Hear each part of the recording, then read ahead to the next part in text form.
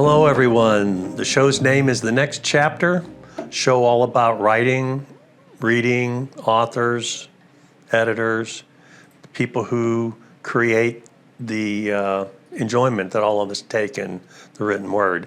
And I'm your host, Amazon best-selling author Fred Hughes.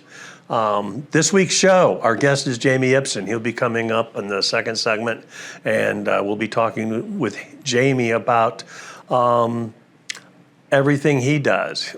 He's a writer, he is a editor, a cover artist, a gamer, and we're going to talk about a lot of those things. We're going to talk a lot about cover art. We're going to devote an entire segment to that. But that starts in the second segment. News this week. For those of you that are big into science fiction and fantasy conventions, Dragon Con is, people will probably argue this, but Dragon Con is likely the second largest fan convention in the country behind Comic-Con in San Diego. It's held in Dallas it's held in Atlanta over Labor Day weekend. And I want to say they're expecting 50,000 people here this year. They're slowly ramping up. I mean, obviously COVID hit this convention hard like it did all conventions, but and they've been limiting attendance, but they've slowly been ramping it back up. I want to say the last time I went, which was, the first time I went in 2018, I want to say there were 80,000 people there.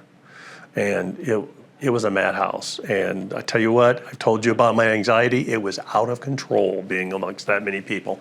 But anyway, this week they announced they have awards that they issue called the Dragon Awards. And they issue it for various categories. And if Stephanie will put up the slide, there we go, the Dragon Awards, and you can see a nice representation. It's a really nice looking award. They announced the finalist for the awards in a variety of categories, and here's the 2024 ballot.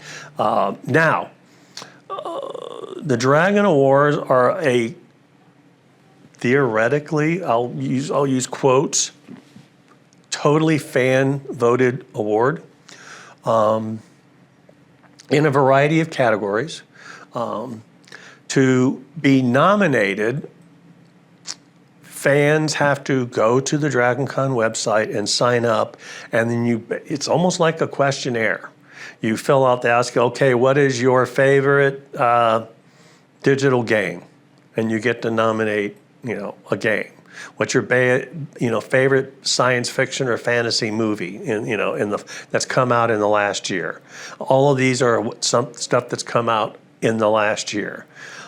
So fans who go to the site and sign up can nominate their favorites in each of the categories. Or if you don't have a favorite in the category or don't know enough about it, then you just leave it blank and move on. Then they tabulate all this up, and then they create the ballot. Okay, these are the 6 fan choices for best fantasy novel. And when you sign up to vote for your favorite in the category to get it on, to hopefully get it on the ballot, then you'll automatically receive a ballot to vote for the final award. Now, the book you nominated may not be there, but there will likely be 6 really good books that are. So if you go to the Dragon Con website and look in the awards section, you can sign up to receive a ballot and vote for your favorites in the various categories. Now, there's a little bit of controversy involved in the 2024 ballot. Of course, there's a little bit of controversy involved in every year's ballot for the Dragon Awards. This year, for Best Cover Art, a guest on our show, Cedar Sanderson, who was on 3-4 weeks ago, was nominated again. She was nominated last year for a best cover, and this year she was nominated again for a best cover. Cedar has a lot of fans out there, and enough of them voted for her to be nominated for a best cover again. Her name was literally on the ballot only a matter of hours before it disappeared off the ballot. This all happened yesterday, Monday. So Cedar and the other folks at Rankin-Torp Press immediately started pressing the officials at DragonCon on what's happening. You know, you announced that Cedar was nominated, and then all of a sudden you look on the ballot to actually vote, and Cedar's name is not there anymore. Finally today, after a day of a lot of messages going back and forth, DragonForum officially informed Cedar and informed our friends over at Rankin-Torp Press that Cedar's name was dropped off the ballot because a cover artist, or actually anyone, and this goes to any category in the Dragon Awards, anyone who uses AI to create their artistic endeavor, you know, is not eligible for a Dragon Award. So, you know, if you used an AI program to, you know, create the game or edit your film, or in Cedar's case, help with creating images as part of the cover, then you are not eligible for a Dragon Award. I'm not saying that's right or wrong. You know, we had that discussion with Cedar when she was on. We're going to talk a little bit about it with Jamie Ibson today about creating covers, because Jamie uses AI to help in creation of covers. He doesn't hide that fact and is very open with it. But his opinion, and mine as well, is that as long as the creator is only using it as a tool, then it's okay. You know, we're gonna, a lot of cover artists, Jamie included, use AI to create images that they then blend into their final design, whether that's a book cover, an illustration, something you hang on your wall, whatever. 5 years ago, hell, maybe even only 3 years ago, before these artificial intelligent imaging programs came around, people would use stock art. Illustrators like Jamie, and he'll talk about it, use stock art to create these images. He'd sign up or buy an image from a variety of places that are online, buy the rights to use that image for something, and then cut and hack and splice it into a larger image that he was creating for a cover. He'll say it himself. A lot of times he had to settle for an image. It wasn't exactly what he wanted or what the person who was commissioning the cover wanted, but it was the best he could get with a stock image. But AI allows him to create an image exactly the way he wants, and then blend it or modify it to suit the needs of the cover. Another thing that we'll discuss with Jamie later on is how important covers are. Some of you might be as old as I am and remember walking up and down the shelves at a Borders or which is out of business now, or Walden Books in the mall, which don't exist anymore either, or even now still at Barnes and Noble. You walk up and down the stacks of books, and it would be the book cover that would catch your eye, because there were tens of thousands of books in that store in the sci-fi section, which I would normally be in. There would be literally thousands of books in there. So how does one book differentiate itself from another? Sure, some of us are always waiting for our next favorite author's book to come out. And then in that book, he might reference other books that, hey, if you like my stuff, you ought to read this. But when you were looking for a new book, you strolled up and down the stacks and you looked at the book covers, and one would catch your eye, and it was like, oh, this is interesting. The same thing goes online with Amazon now, or Barnes and Noble, or the Barnes and Noble site, or whatever. You thumb through the images, and one all of a sudden catches your eye, and they go, oh, I want to know more about this book. So covers, as I've said in previous shows, are incredibly important, and finding the right cover can help you sell books. Jamie at ibsonwrites.ca creates covers for artists at a reasonable price. So when we come back from the break, we'll be talking to Jamie Ibson and covers and Buff Oppington.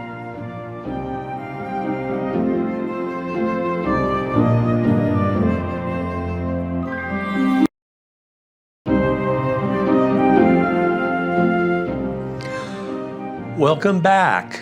I'm pleased to introduce Jamie Ibson, friend, writer, editor, gamer, cover designer, military veteran, although it was in Canada, so yeah, I guess it counts. And former or retired Royal Mounted Police officer. And here he is, in person, Jamie Ibson. So welcome to the show, Jamie. I'll let you introduce yourself and tell people who is Jamie Ibson and what is Jamie Ibson Writes all about. Well, you already covered it. Yeah, I was an Army reservist in high school, and I was in Bosnia on 9/11. When I came back, I didn't really want to go to Afghanistan, and I left the reserves and signed up with the RCMP. There was like 4 years in between there, but yeah, I was a Mountie for 14 years, medically retired a couple years ago, and now I'm north of the ice wall, 5 minutes east of Maine. What do I do? So Ibson Writes is kind of like my business, and it's going to be my vehicle for self-publishing stuff. But the actual primary biz that I've done to date has been either editing or cover art. I started with the cover art, basically doing stock photos, manipulation, that sort of thing. And then when AI came along, I got on kind of at the ground level with Midjourney, and I've been doing AI-generated elements that I shop together, and I do affordable cover art. My target market is short stories. I love short stories. I've edited a bunch of anthologies, and the unfortunate thing about short stories is that they would never be able to afford proper professional artist support when it comes to getting your cover done. And so most of the covers that I've done have been for short stories, because a $25 investment for a short story is completely different than 800, 1,000, somewhere north of there for regular professional human artist stuff. And so that's kind of how things have gone. On my website, I've got different covers that I've done. Different folks along the way. That last one was Haley's. That one is J.R. Hanley for Bayonet. I did some for Eldros and a bunch of other things. And then this is all kind of slotting in around the writing stuff that I've been doing. I've been writing since 2017, I think. First few things were published in late 2018, and handful of novels, mostly short stories and short story anthologies and stuff like that. But I've got stuff underway, projects that I'm working on. So, which we will talk about in the next segment, because you've created a unique character that I want to talk to. You've created a unique character that we're going to talk about, but that's for the next segment of the show. So when you got into cover art, when you started into cover art, did you do it primarily to support your own work, whether your own novels or the first few, yeah.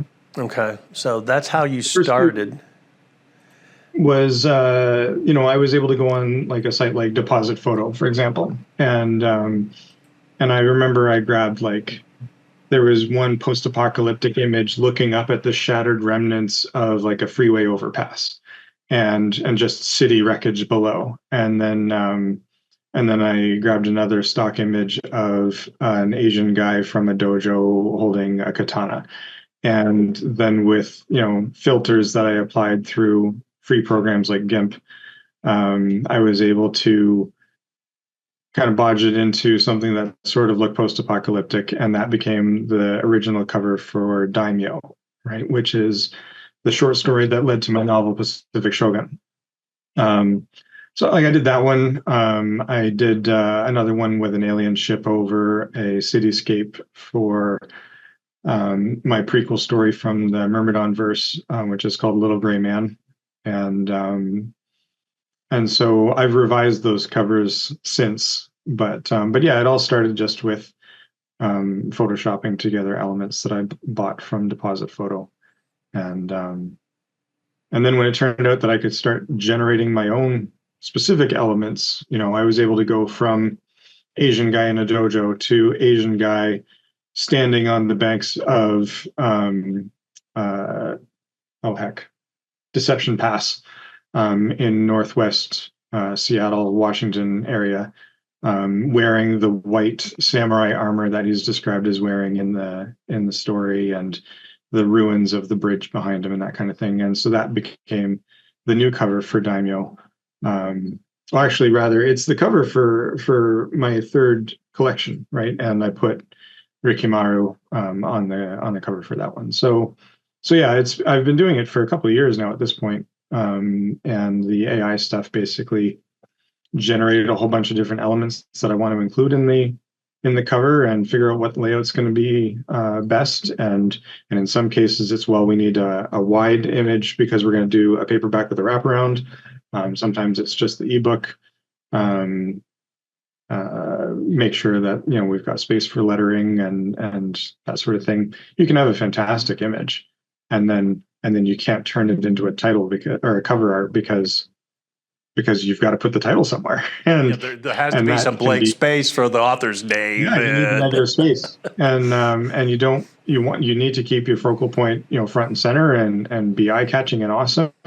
But the test generally for ebooks is can you read it and understand it and know what you're looking at in a thumbnail, right? Because that's how books get presented on Amazon. And somebody will be scrolling through, be like, "Oh, that looks interesting. Oh, that looks like a jumbled mess. Never mind. Next," right? Like those decisions, they get made. We've seen a lot of those.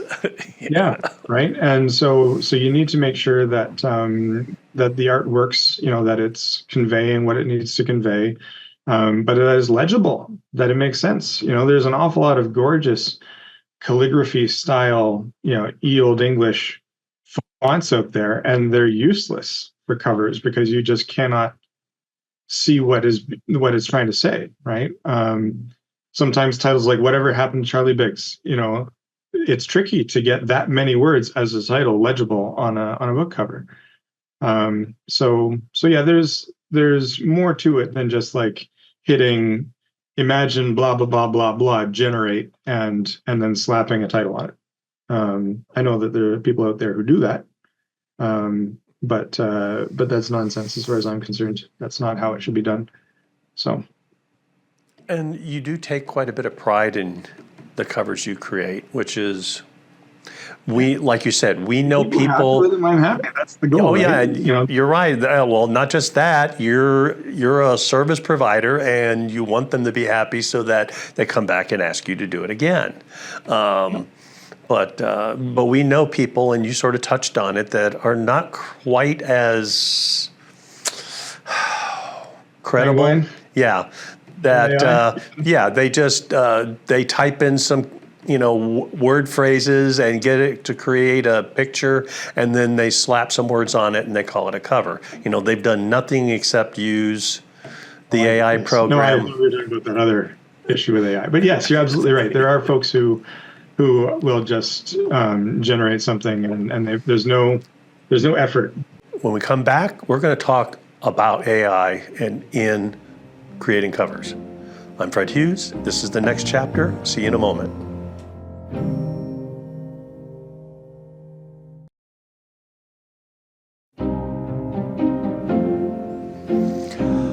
Okay, we're back and we're talking with Jamie Ibson about cover art and how he goes about creating it and how he uses AIs and how there are people out there that aren't quite as professional, I guess I'll use that word, as Jamie is, and the way he creates these covers. Jamie, you created, and we were talking about it offline, about the cover for a anthology that you did. Yes. Which is probably the perfect example of how I'm going to use the word professional illustrator because that's what I sort of think of you as. You use a variety of different artistic tools to create an image. So tell us about that art, and is that on your website, that cover?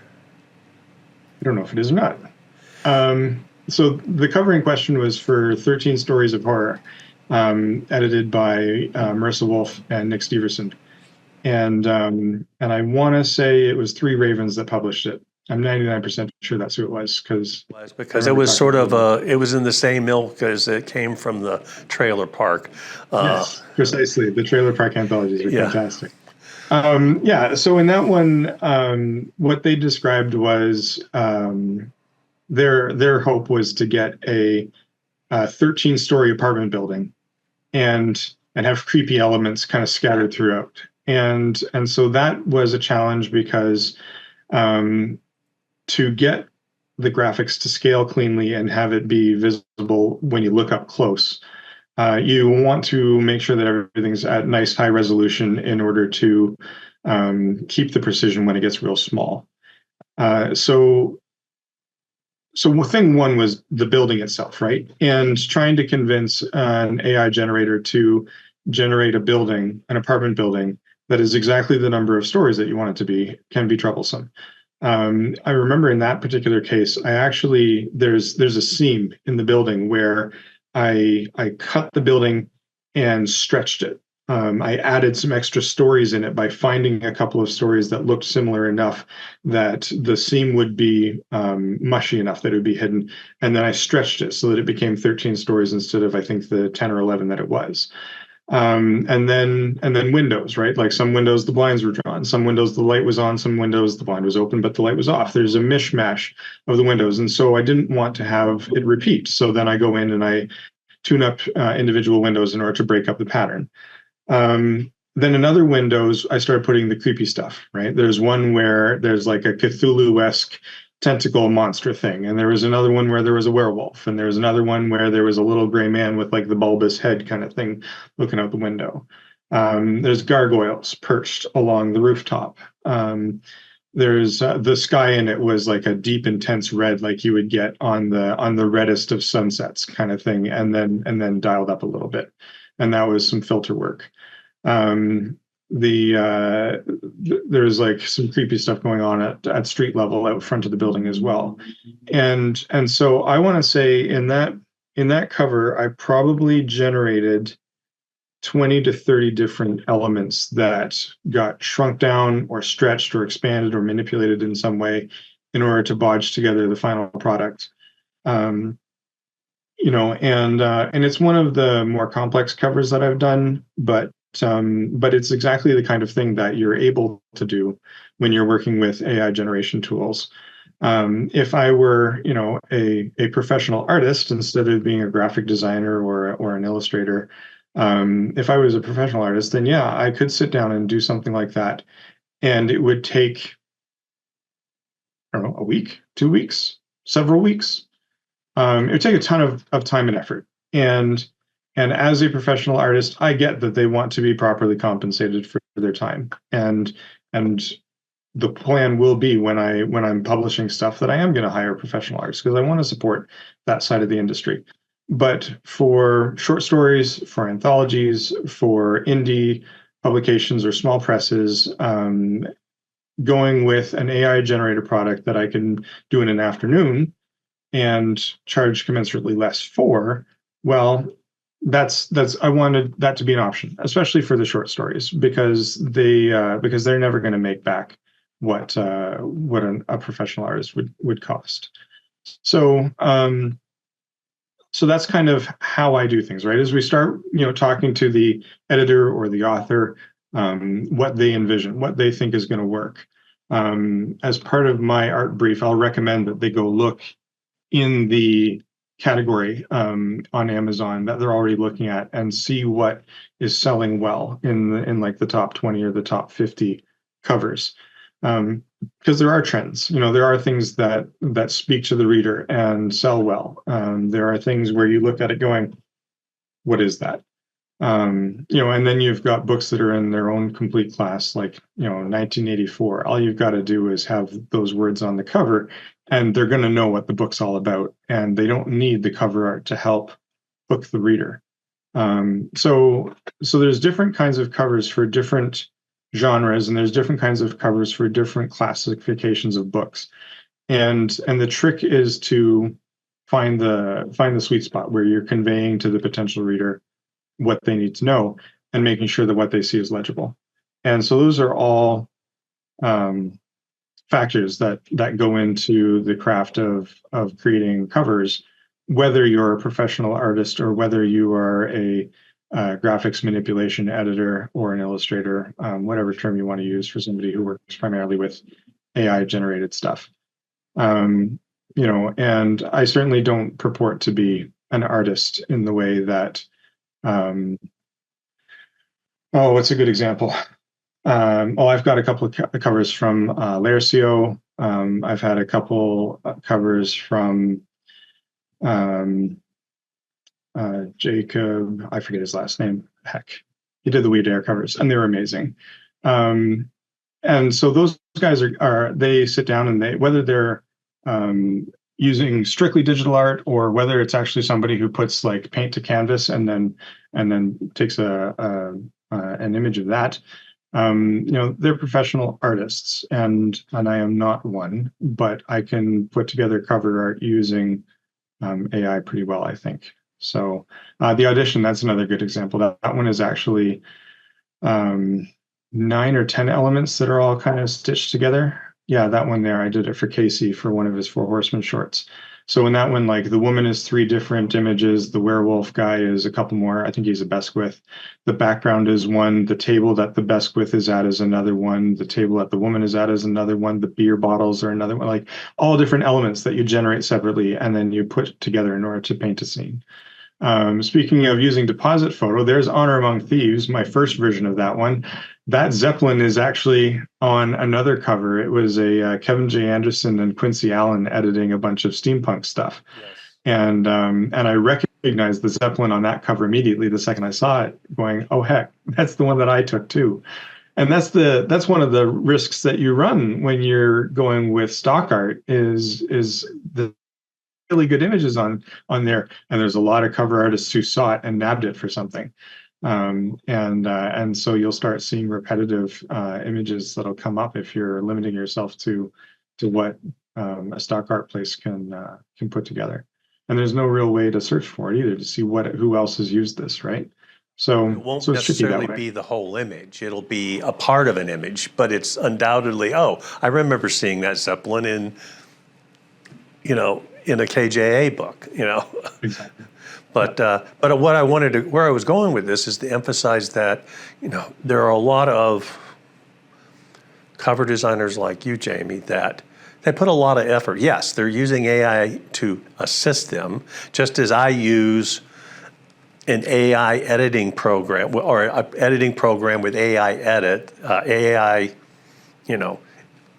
parts to it to help me edit a program, edit what I'm writing. But I don't have AI writing my books, just like you don't have AI designing your covers. AI generates parts of your covers, individual items in your covers, but then you have to blend it all together and make everything look, like the elf in that Yes. one picture is a perfect example. You said that was 3 different images blended together. Well, it looks like an elf to me, but yet that was 3 different pictures that you blended together.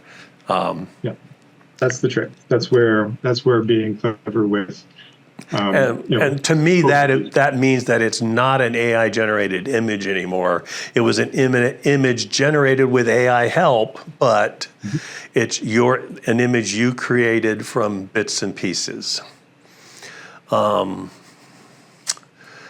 Okay, what's the favorite? We got 40 seconds left in this segment. What's your favorite cover that you've created? the updated one for Honor Among Thieves. That one is fairly simple. It's Raphael, not that one. There's a different one. Raphael is the elf captain of the Zeppelin, and he's a sky pirate. And so the picture is him standing like the usual suspects in like a prison lineup with the heights marked.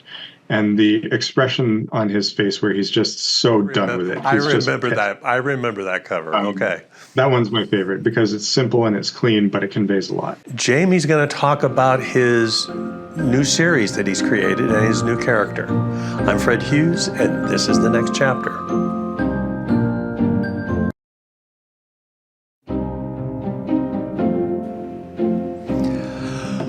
We're back, and we're still talking with Jamie Ibson, and been talking about covers, but I want to get into Jamie's writing because he's created some pretty interesting books, some great books, actually. So actually, some of your short stories may be the best stuff that you've ever written, but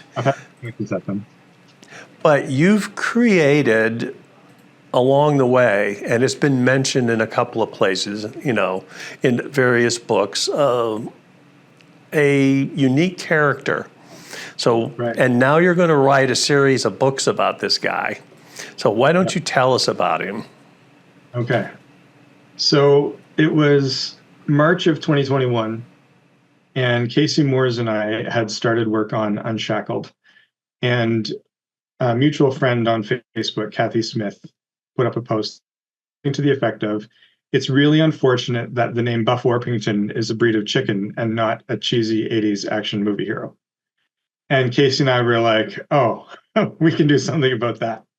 So inside the book, Unshackled, which is part of the Four Horsemen universe, we basically wrote Die Hard on a secret moon base, right? Like Under Siege was Die Hard on an aircraft carrier. Under Siege 2 was Die Hard on a train. Well, this was Die Hard on a secret moon base. And a couple of the characters in the book were fans of the Buff Orpington movies, which were fictional entertainment inside the Four Horsemen universe, right? So, think about how we have movies that are, based in real life, but entertainment, like Black Hawk Down or We Were Soldiers, or one of those ones where it's a fictional retelling of a true life event. Well, we decided that somebody back on Earth looked at the adventures of the Four Horsemen across the previous 70 books and started fictionalizing those for entertainment purposes, and they all starred the same dude, Buff Orpington. So Buff was a character fictionally inside this fictional book in the first place. It gets a little twisted and weird, but basically there was a number of like action movie references that the characters would come across where they were like, oh, this is just like in Buff Orpington and the cyborg velociraptors from Mars. And then they would know exactly how to handle the situation they were confronted with because they'd seen it in a movie once. And because it's fiction, it worked out perfectly. So people loved the concept and the idea of Buff Orpington, and they've been poking me and Casey about, hey, so when are we going to actually see some Buff Orpington books? Ever since, and Casey and I are writing them now.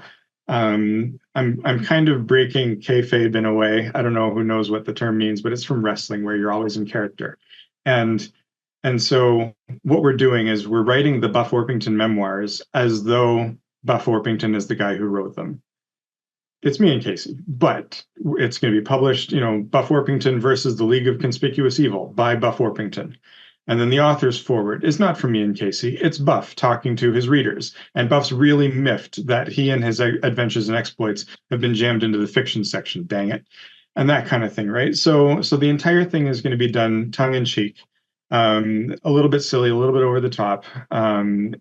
The books themselves are going to be, Mission Impossible times Quantum Leap, but written by Monty Python is kind of how we're summarizing it, right? Buff and his team go up against the League of Conspicuous Evil, and they lose. And things go sideways, and they find themselves knocked forward 1,000 years into the future, where the League won. And now we're telling a post-apocalyptic story. And we're going to do a couple of books about Buff and his team in the post-apocalyptic future. But then they're going to find a MacGuffin that's going to let them skip universes, and they're going to move sideways, not 1,000 years back, but they're going to move sideways into like a space opera or a military sci-fi setting. And we're going to do a couple books there. And then they're going to jump again and maybe go to space fantasy or steampunk or something like that. And eventually, Buff is going to have jumped through multiple genres, multiple settings, multiple universes with a growing cast of characters. And then eventually he will get back to the universe that he started from, and have this new, ultra experienced, widely read, extra people coming along with tech from their universe team that will help the original Buff team that lost in the first book actually succeed. So there's going to be a huge circular loop. Casey and I are guessing that we could probably do this in 15 to 20 books, but we're not sure exactly because it depends on how much we end up committing to in each of the different genres. But we're working on the first one right now. We're nearing the halfway point. I think we just broke 40,000 words today, so that's good fun. But yeah, it's going to be absurd and silly, and tongue in cheek. There's going to be references and shout outs and Easter eggs that people will get. And it is written memoir / blog style, where it isn't your normal third person past tense, and then so and so did this and so did that. It's Buff telling the story, and Buff is an unreliable narrator, and sometimes he speculates about what might have happened off screen when he wasn't physically present, and that kind of thing. So it's going to be nuts, but it's going to be great fun. Well, it sounds a little bit like the different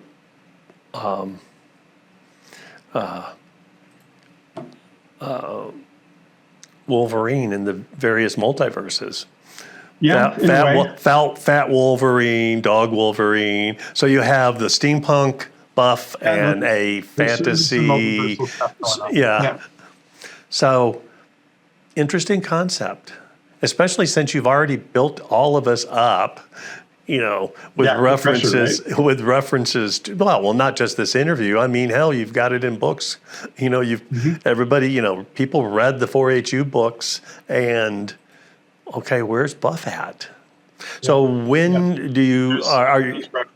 Buff in Salvage? There's references to Buff in a couple of other places as well. So yeah, like Buff is already multiversal in a way.